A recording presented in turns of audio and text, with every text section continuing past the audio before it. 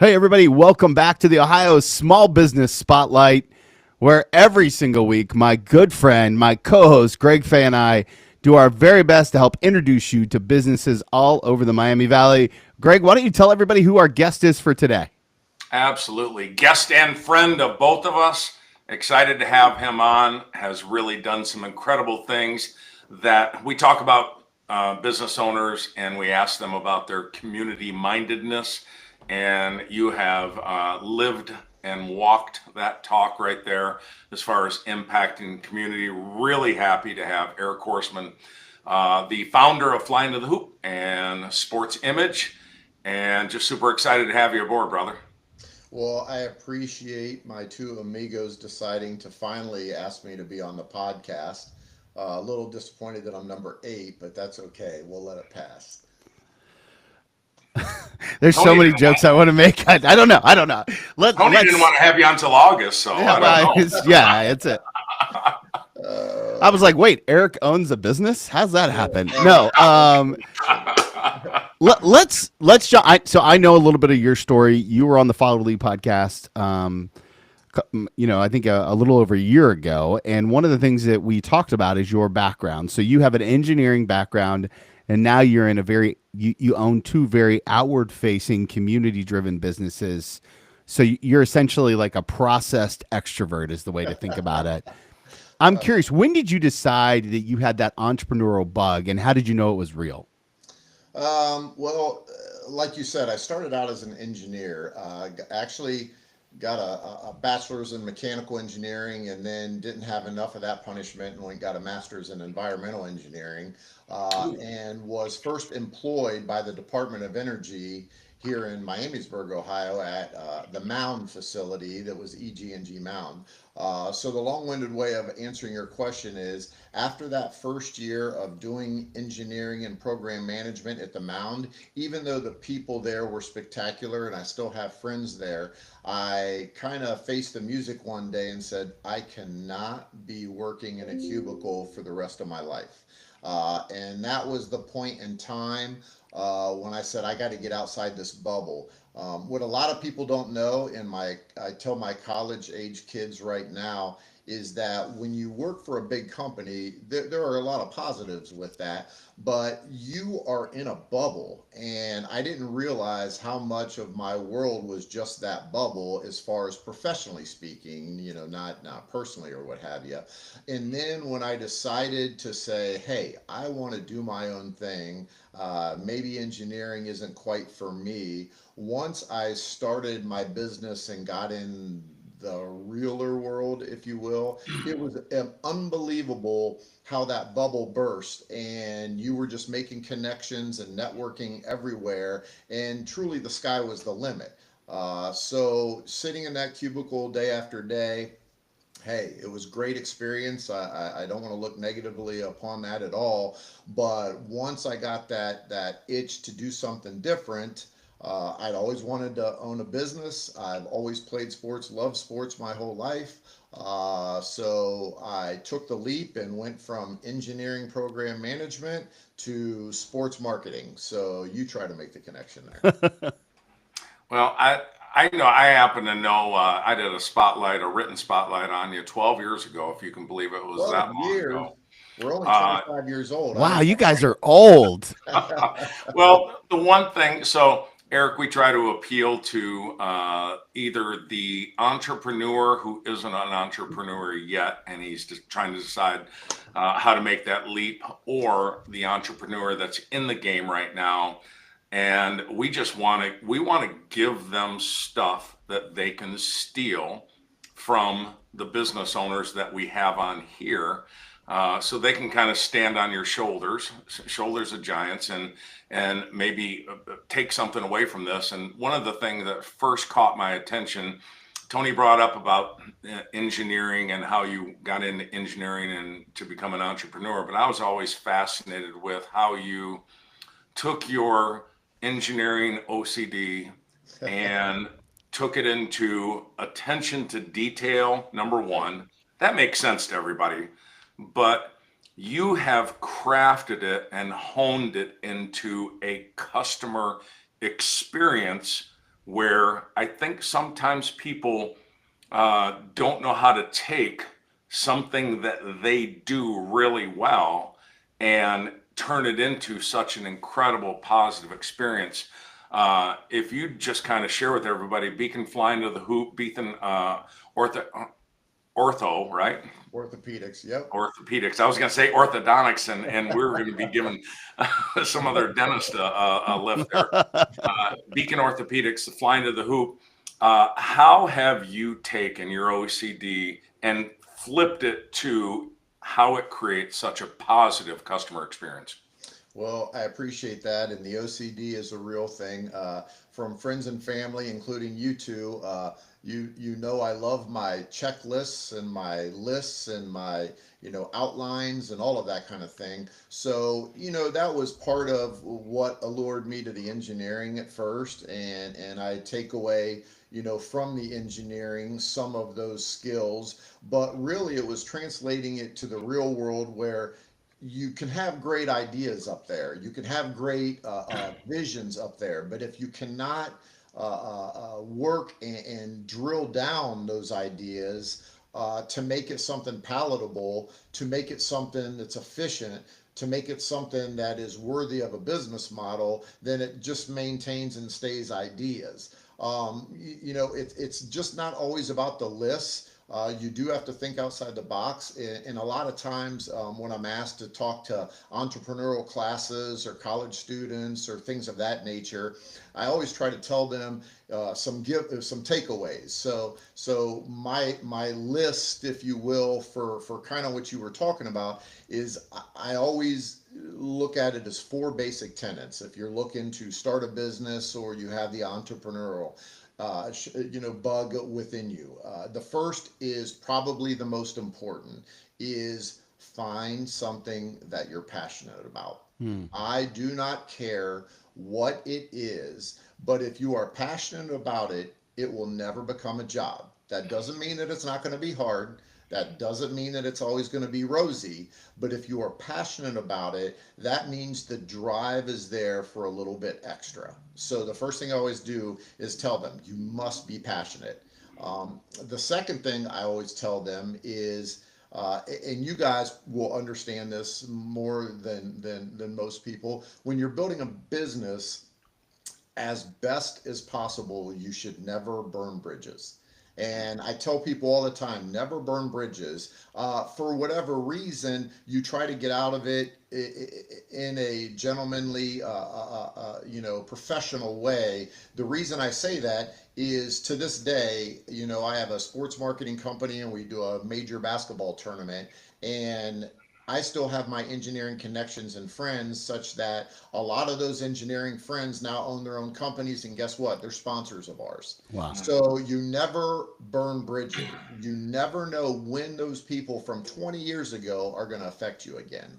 The most popular one, and you both know that I love this, and I guess is one of my strengths, is point number 3, always be networking. I know people are always saying always be selling, but I never meet a stranger. I'm always networking, always trying to connect people. You never know when that's going to help you. You never know when you're going to be able to draw on that experience or that contact down the line. So I'm always networking.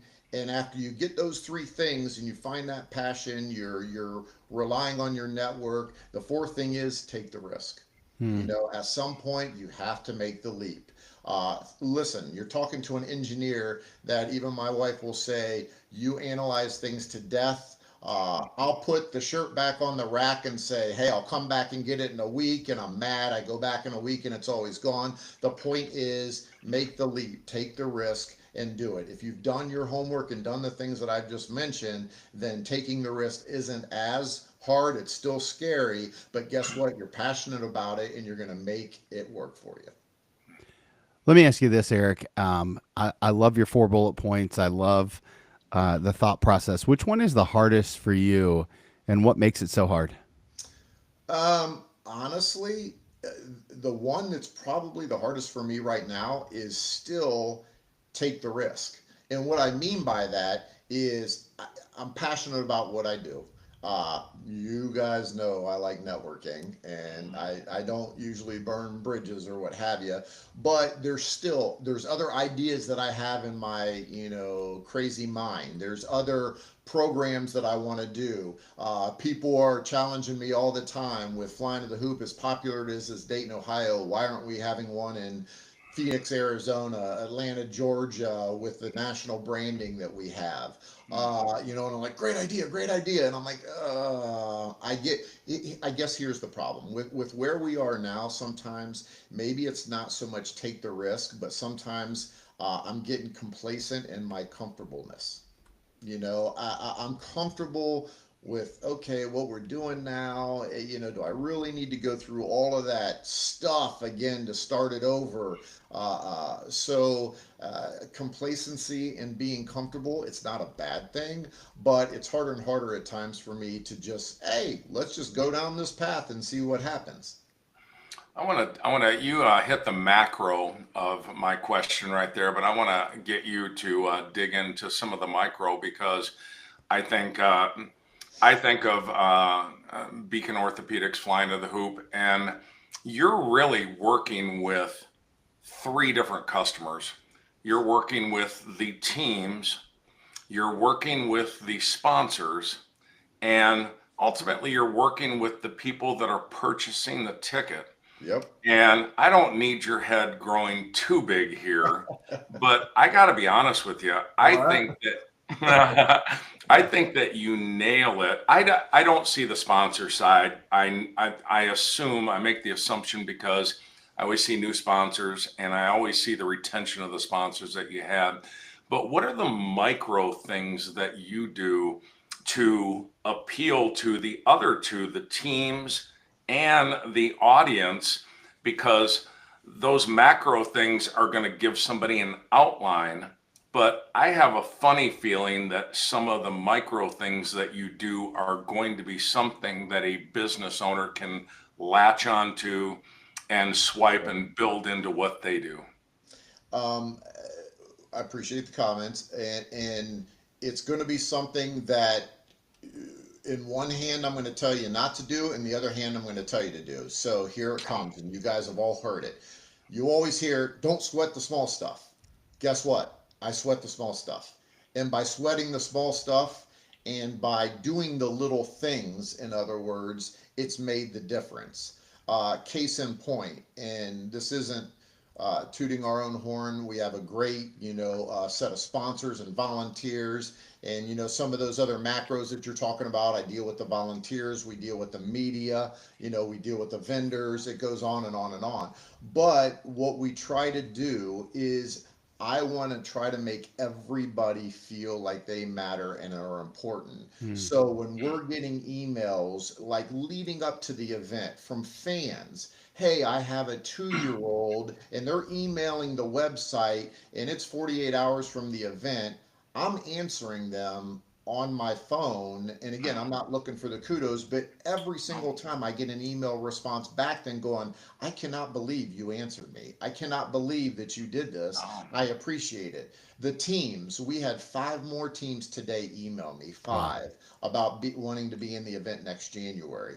And the resounding theme is, not only is it a great environment and Dayton's a great basketball town, but they said that a level of detail that you guys go to for instructions, for the hospitality, is by far better than we have ever seen at any other event. They tell us that we have a hospitality suite at another event we go to, and it's a bag of pretzels and a bag of potato chips sitting there. And here we have Frickers catering the event 15 times throughout the weekend, in between every game, for the coaches and the VIP sponsors. And if that's not enough, we have Lee's Chicken that is back at the Marriott for a nightcap hospitality for all of the teams and us sitting back there. So it's the level of detail. One of the high powered national teams came in here and they go, Eric, here's the easiest way to describe it. You do everything for us. All we have to do is play basketball. And it's phenomenal the way that the organization is there.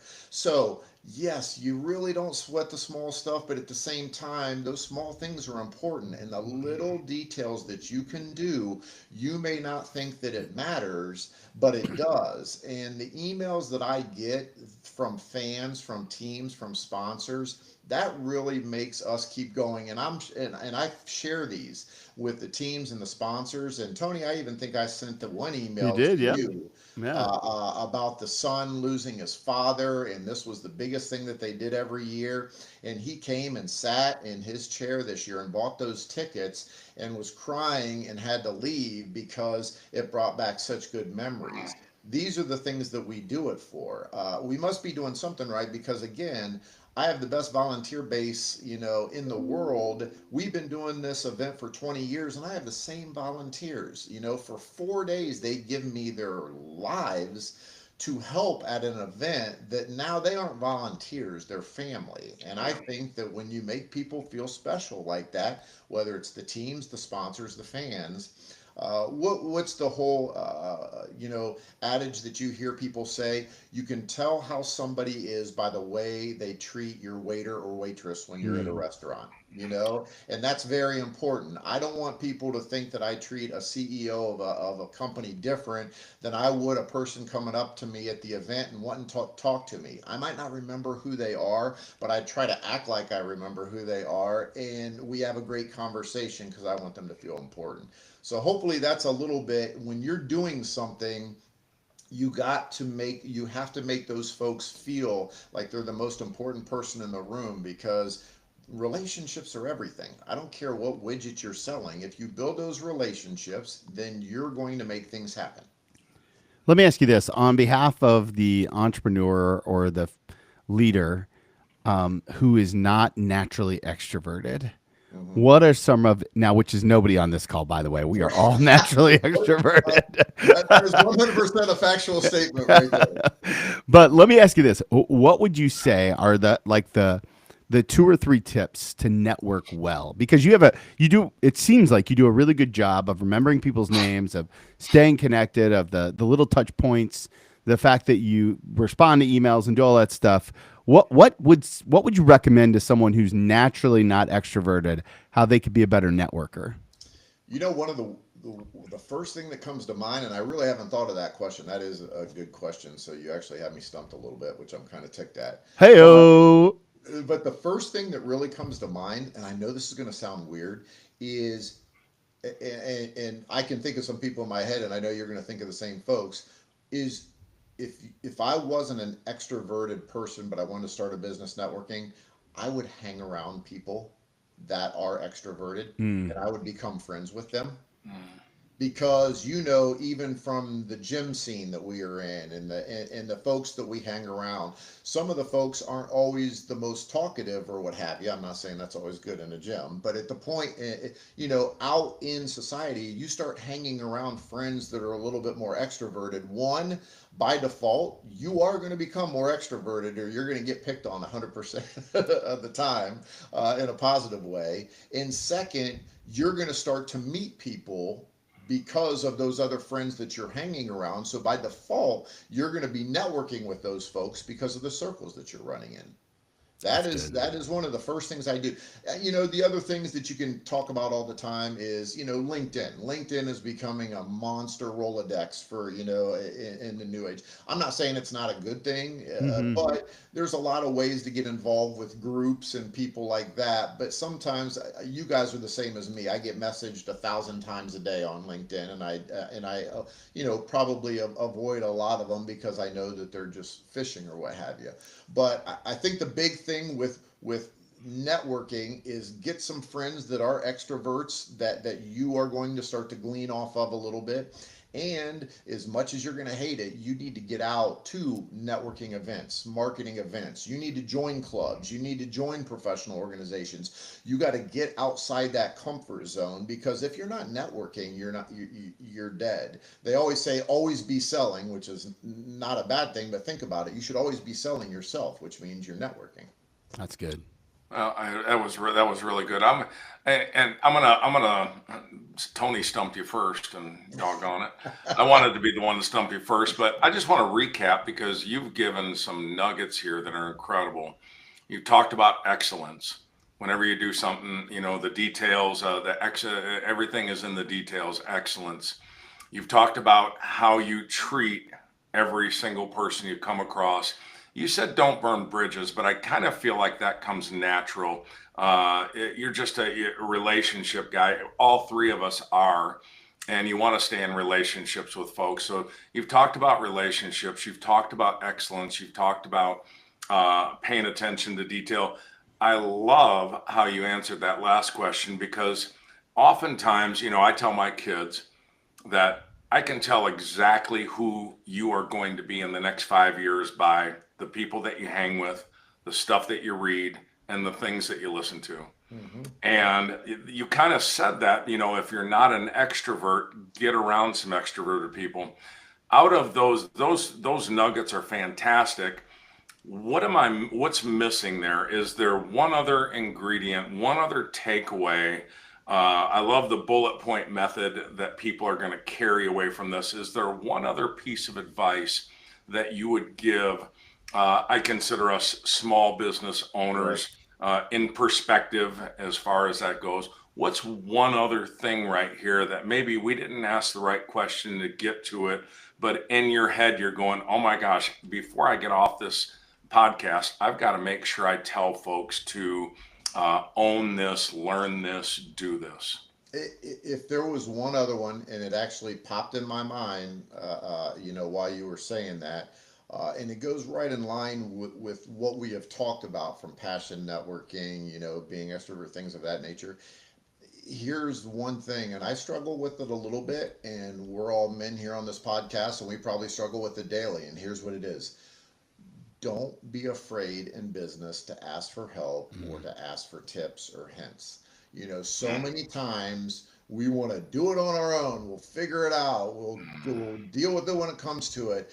Part of building that network, part of being successful is to say, man, I'm not good at this. I need to bring somebody into my team. I need to get into my network and find somebody that can help me with this kind of thing. As much as we might think, we don't know everything, and at times the ego will prevent you from asking a tough question or asking for help, whether that's a spouse, a friend, a business partner, gym bro. I don't care what it is, but sometimes you aren't the master of your domain and you're in untreaded waters. So you do that. And I think one of my taglines, and Tony, I know you've heard me say this, is me admitting I don't know it is my motto. Is I keep small business in business, because sometimes I'm not going to tinker with plumbing. I'm not going to tinker with electrical. I'm not going to tinker with yard work. I'll go and get somebody else to do it.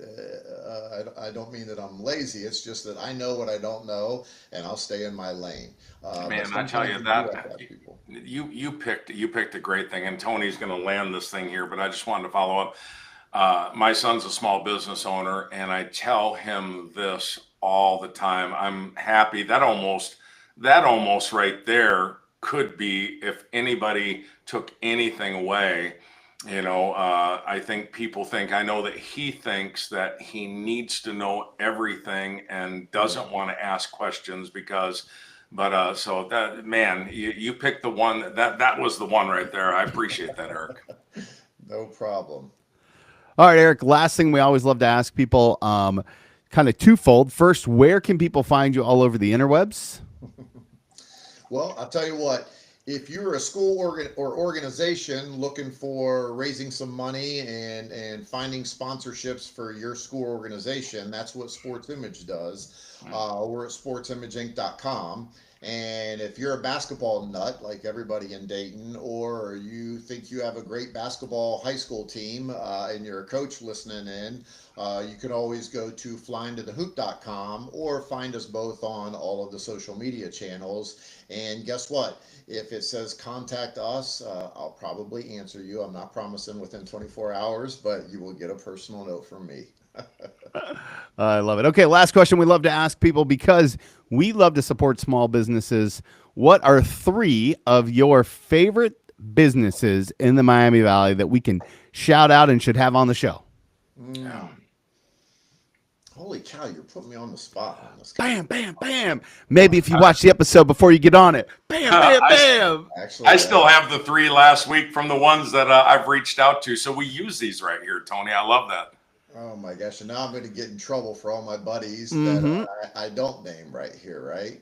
Well, I did just have some interaction with my buddy Chuck Doran from Lee's Famous Recipe, who owns the Lee's Famous Recipes in the Miami Valley. He's a great guy. He's a great guy, down to earth. Oh my gosh, he's also a Michigan fan. So scratch that one. We don't want that one on. Tony, we're going to kick off next week, 2000, and that guy right there. We're going to make sure. Boy. Oh boy. All right, two more, Eric. Let's Man. keep it moving. Have you talked to Mike yet? He's on the list. Mike Burnett, gym owner, Club 51, one of our favorite places. I'm doing that, and I'm trying to think through here. Oh, I'm not going to name him. He's annoying. I'm not going to name. Guess what? The person that you thought said that just Yes, went. I'm not "Oh, going you're annoying on a to podcast." name like the 17 other insurance agents that I know, so you don't have to worry about that, Greg. I'll continue going down through it. I can't think of anybody off the top of my head. That's okay. We'll go with the 2 that we got, and more than anything, Eric, we're just so thankful for you and for your commitment to the Miami Valley and what you do to support small businesses all over the place. So thank you, everyone, for being here today. Thank you for being a part of the Ohio Business Spotlight. We'll be back next week at our previous time, not this time. We'll be back on Thursdays next week. We appreciate everyone's flexibility meeting us here on a Tuesday. And as always, don't forget to hit that subscribe button here on YouTube so that way you don't miss any future episodes on whatever day we plan them. Thank you guys so much. And we look forward to connecting with you guys real soon. Thanks, guys.